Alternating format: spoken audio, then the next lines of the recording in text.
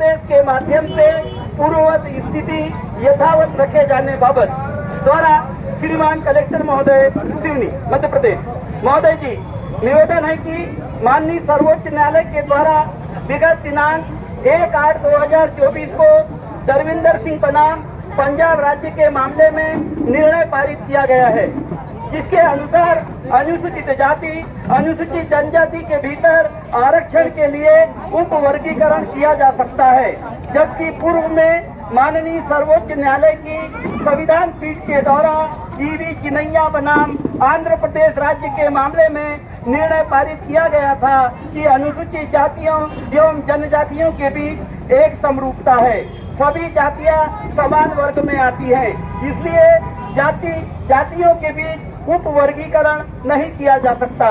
परम पूज्य डॉक्टर बाबा साहब अम्बेडकर के द्वारा रचित भारतीय संविधान के भाग 3 मूल अधिकार में समता का अधिकार प्रदान किया गया है। विधि के समक्ष समता अनुच्छेद 14 में उल्लेखित किया गया है और अनुच्छेद 15 में लिखा गया है कि राज्य किसी भी नागरिक के विरुद्ध केवल धर्म, मूल वंश, जाति, लिंग या जन्म के स्थान अथवा इनमें से किसी के आधार पर विभेद नहीं करेगा, किंतु भारतीय संविधान की मूल अवधारणा को खंडित करने के लिए सुप्रीम कोर्ट के द्वारा 1 अगस्त 2024 में पारित निर्णय किया गया है, जिसमें जातियों के बीच उक्त निर्णय से अनेकों मतभेद उत्पन्न होना निश्चित है।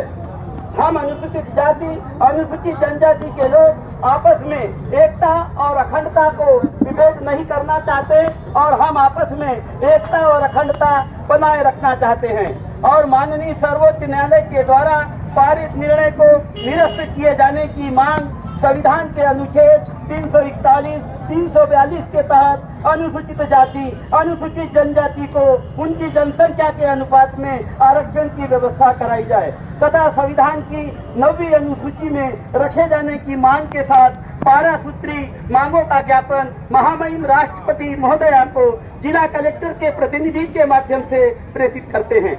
हमारी प्रमुख मांगे आरक्षण का वर्गीकरण एवं क्रीमी लेयर का निर्णय तत्काल निरस्त किया जावे। नंबर 2, 1 अगस्त 2024 का सुप्रीम कोर्ट का फैसला तत्काल रद्द करते हुए अध्यादेश के माध्यम से पूर्ववत आरक्षण यथावत किया जावे। नंबर 3, पुनः पेक्ट रद्द किया जावे। नंबर 4, कॉलेजियम व्यवस्था जजों द्वारा जजों की नियुक्ति की प्रक्रिया को समाप्त करने के लिए संविधान में नियमानुसार नियम बनाए जावे। नंबर 5, जजों की नियुक्ति हेतु न्यायिक आयोग का गठन किया जावे ताकि जजों की नियुक्तियों में अनुसूचित जाति अनुसूचित जनजाति के वर्ग के समुदायों का प्रतिनिधित्व हो सके। नंबर 6, विभिन्न परीक्षाओं के लिए जो चयन मंडल का गठन किया जाता है उसमें अनुसूचित जाति अनुसूचित जनजाति समुदाय के सदस्यों को नियमानुसार नियुक्त किया जावे। नंबर 7, परीक्षा में लेटरल एंट्री की गलत प्रक्रिया को तत्काल समाप्त किया जावे एवं बैकलॉग व्यवस्था के अंतर्गत बैकलॉग पदों की भर्ती तुरंत की जावे। नंबर 8, पुरानी पेंशन व्यवस्था पुनः लागू की जावे। नंबर 9, संवैधानिक संस्थाओं का सरकार द्वारा दुरुपयोग समाप्त कर उन्हें स्वायत्त रखा जावे। नंबर 10, पूरे देश में जातिगत जनगणना कराई जावे। नंबर 11, फर्जी प्रमाण पत्र के आधार पर नौकरी कर रहे लाखों फर्जी लोगों पर नियमानुसार कानूनी कार्रवाई की जावे। नंबर 12, ठेका प्रथा समाप्त कर सफाई कर्मचारी को नियमित सरकारी कर्मचारी घोषित किया जाकर उन्हें लाभ दिलाया जावे।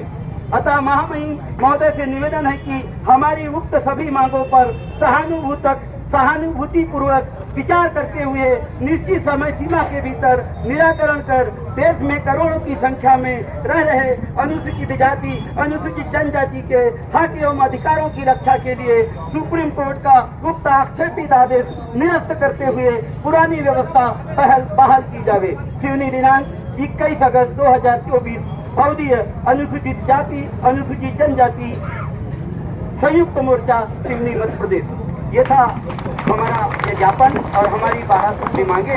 हम जिला कलेक्टर के प्रतिनिधि हमारे बीच में एडीएम महोदय उपस्थित हैं, उन्हें 2 कापियां माननीय राष्ट्रपति महोदय की और प्रधानमंत्री महोदय की भेंट कर रहे हैं।